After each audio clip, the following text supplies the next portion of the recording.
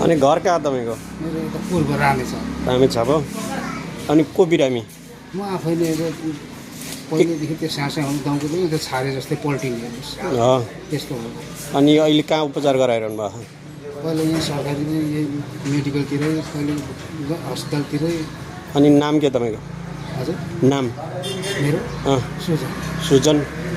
अनि तपाईँको परिवारको कसैको मोबाइल नम्बर दिन सक्नुहुन्छ? त्यस्तो छैन। छैन कसैको नि? हामीले तपाईँले नम्बर दिनुभयो भने परिवारको अथवा छिमेकीको उनीहरूलाई फोन गरेर सोध्छौँ हामी। अनि तपाईँ वास्तविक बिरामी हो, समस्या परेको हो भनेदेखि हामी पैसा दिन्छौँ, बुझ्नुभयो नि?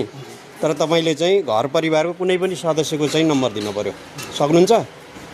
फोन छैन, कसैको पनि छैन? यहाँ छैन। पहिला सानो तपाईँको आफ्नै पनि छैन? छैन, सानो टिकटिक मोबाइल थियो। अनि तपाईँको हस्पिटलको कुनै पनि कागज छैन? छैन, नबनाएको। कुन हस्पिटलमा उपचार गरिरहेको अरे? मेडिकलमा क्या, मेडिकलतिर यसो दबाई खाने। हो, दबाई बोकेर हिँड्नु भएको छ होला नि, झोलामा छ होला नि?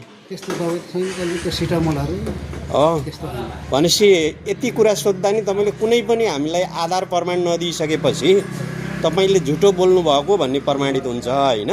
त्यसैले मैले फेरि तपाईँलाई विनम्रतापूर्वक के भन्छु भन्दा, तपाईँले अघि मैले सोधेको विवरण दिन सक्नुभयो भने हामी एक कल फोन गरेर सोध्छौँ। तपाईँ वास्तविक समस्या भएको मान्छे हो भने हामी यथाशक्य जति सक्छौँ त्यति पैसा दिन्छौँ, अन्यथा तपाईँ चाहिँ झुटो बोलेको ठहरिन्छ है। त्यति कुराहरू चाहिँ तपाईँ उपलब्ध गराउन सक्नुहुन्छ? त्यस्तो त गरेको छैन सर। मैले भने नि तपाईँले घर परिवार छिमेकी तपाईँलाई चिने जानेको कुनै पनि मान्छेको एउटा मोबाइल नम्बर दिनु, म एक कल फोन गर्छु र तपाईँ समस्यामा परेको, यो नाम गरेको मान्छे समस्यामा परेको छ कि छैन भन्छु। उहाँले छ समस्यामा भन्यो भने हामीले यथाशक्य पैसा दिन्छौँ, नत्र तपाईँ झुटो बोल्नु भएको। यसरी चाहिँ ठग्दै नहिँड्नु है।